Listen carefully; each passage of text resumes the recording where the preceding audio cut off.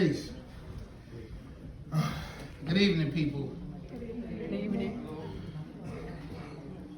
As I stand here before you today, I know I have a time limit, according to Renee. But like I told her, I'm going to tell you that I'm going to try to come as close to 10 minutes as possible. And stuff, So He'll go over. Yeah, so if I start to bore you, just try to find your happy thought. Okay? Yes. That man right there, that's my brother. Not in a biological form, but spiritually, emotionally, psychologically, and universally. And all that adds up to this thing that we call love, which I still feel is an understated representation for the way that I feel about this man. So much that my brother left this earth in a physical form on Saturday. I had a total knee replacement on Tuesday in Connecticut, which after having the replacement, my surgeon came into my room at 6:30 in the morning and told me that I made the top 10. I said, the top 10? He said, yeah, the top 10 of worst surgeries that he ever had to do. I said, well, does a check come with that? He said, you know what I mean? I asked if I could be paid for a case study or something like that. Something. Can I get a copay back? It's up, my deductible. But he thought it was funny, but I was serious. Maybe I can get my deductible back, like I said before, but my point being, no amount of pain was going to stop me from being here today. I feel you, bro. This service was scheduled from 3 p.m. to 7 p.m. How can I complain about pain for 4 hours when my brother didn't complain about pain for 12 years? How can I complain about a 3 to 4 month recovery period when they told my brother that there was no recovery time? Just plans to make him more comfortable in his final days. How can I complain about how hard it is for me to stand up here today when my brother's not here to stand up here with me? How can you do that and walk with me? Kwame Satterfield. The story of how we met is one that can be told in many versions, but I'm going to give you the short version. Because Renee's standing right here looking. Before I went to college, I graduated from Theodore Roosevelt High School in the Bronx. When I came into Roosevelt, I came in as a sophomore. My junior high school, 45, I was allowed to complete the 9th grade there. So when I came into to Roosevelt, I came in as a sophomore. Kwame was already established. He had already placed his flag. He had already known a couple of brothers like Derek Dre and Rakim, a couple of brothers that we're here with today and stuff.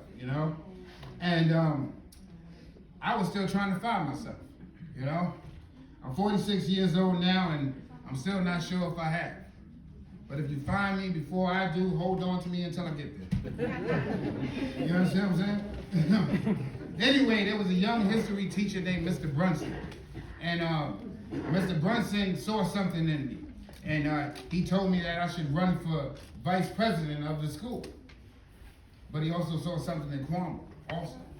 And he told Kwame to run for vice president too, which is a beautiful thing, So we had 2 assemblies, one in the morning, one in the afternoon. Brunson said to me, he had the rule, keep it to 2 minutes, your speech, and just stick to the topics. The first assembly in the morning, I went first. I stuck to the rules. 2 minutes. I said things about, better school, better books for the classes and teachers that cared about the students, things that I thought that was important. I don't know, who am I? So, but Kwame got up there, man. Kwame started talking about the parties, like that. And what he was going to do, this party, that party, and he totally violated the 2-minute rule and was up there for about 5 to 6 minutes. You understand what I'm saying? And at the same time, he was disrespecting me, and pretty much calling me a cornball in front of the entire auditorium. So I was sitting there, and I'm looking at Brunson, pissed off, like, you said 2 minutes, he going 5 to 6. But what Kwame didn't know at the time was that I was a heavy listener of Malcolm, a heavy listener of Marcus Garvey, a heavy listener of Louis Farrakhan, a heavy follower of the Honorable Elijah Muhammad, a heavy follower of Martin Luther King. So I had all these tapes, and I listened to a lot of Public Enemy, a lot of X-Clan, Terminator X. By the way, Van Glorious, all of that stuff, So what I did was I cut my next 3 periods of class and I rewrote my speech, And so during the afternoon period, during the afternoon assembly, Kwame got to go first and I had to go second. So he wasn't ready. He did is he went up there and pretty much said what he said the first time and had the auditorium, loving him and did what he did and stuff. And I went up second. So, but this time when I went up, I had like the spirit of Martin and Malcolm flowing through me. You understand? So I pretty much, and at that time, Dan Quayle was Vice President of the United States. I don't know if anybody remembers that, some of the young people. And, and at that time, in political circles, in the news, and all that, Dan Quayle was considered not the smartest person, smartest politician.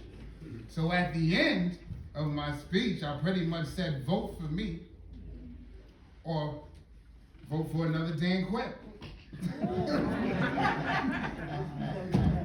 In front of the entire school. Kwame wasn't too happy about that. You know what I mean? So he looked at me, but what it showed him was that I wasn't the cornball that he thought I was. You understand what I'm saying? And back to Mr. Brunson, he had an office in the cafeteria, and Kwame and I would, spend a lot of time in there hanging out. So we got to know each other. So a relationship that was set up for us to, be enemies, didn't turn out like that. And we found out that we had similar interests, hip hop, first of all, we both liked to rap, There was another recruited, our brother named Paul Lipsy Salim that also rapped and had similar views, and me, him, and Kwame, we decided to form a rap group called Asiatic Students on the Quest. Yeah, so this is what we did, you know what I'm saying? It was ciphers or whatever. And then it brought us over to 183rd and T-Bot Avenue. You understand what I'm saying?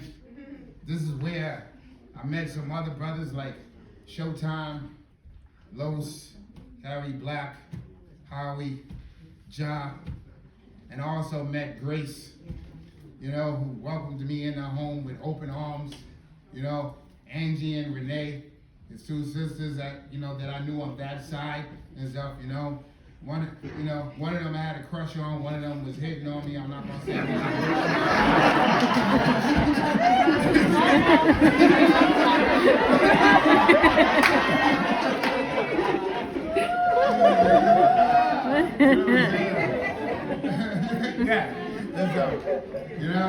and the crazy thing about it though, but more significant, is that I met a young, rock him listening, candy loving, rhyme flowing, untouchable for life, reverend brother named Soupy Sa. who definitely gave me a history lesson on what I was repping. And I was good with it. Yeah, the universe sent us on different paths and we grew older, but it brought us back together so that we could execute one final request of Kwame's. And that request was to get him home to his bed so that he could make his final transition. I know that we all have so many stories we can share about Kwame, but that 15-minute ambulance ride is one of the greatest and hardest things that I've ever had to do. And I know Si could double down on that. You know? So, in closing, I ask you again, how can I complain about anything? How can I complain about a knee surgery? How can we justify our definition of pain? How can we look at each other and talk to each other and continue to facilitate our actions as a result of pain? This is Superman. So I ask you, how do we honor Superman's pain? And I'm not just talking about physical pain. I'm talking about emotional pain. I'm talking about psychological pain. I'm talking about spiritual pain. The answer is we honor the mother and the father that created Superman. And we honor the family, the brothers and the sisters that raised and molded Superman. We honor the fiance that carried Superman when he couldn't fly anymore. We honor the woman that carried the seed for Superman. And we honor the child that grew into a woman that was created by Superman. We honor the nephew that was raised as a son by Superman. We honor the non-biological teenage daughter that loves Superman. And last but not least, we honor the grandchild that will continue the story of Superman. I love you, Kwame. Untouchable for life.